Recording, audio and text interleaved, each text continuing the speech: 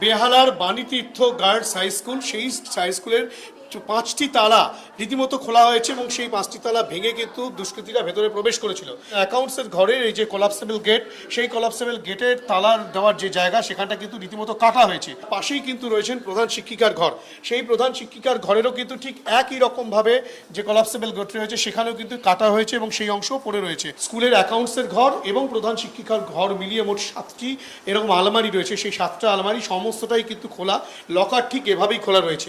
এই যে আলমারিটি যেটা লকার খোলা রয়েছে, এখানেই কিন্তু স্কুলের প্রয়োজনে প্রধান শিক্ষিকা যেটা জানাচ্ছিলেন যে এখান থেকে তিনি ব্যাংক থেকে 10,000 টাকা নগদ নিয়ে তুলে রেখেছিলেন এবং সেই টাকা কিন্তু চুরি করে নিয়ে যায় চোরেরা।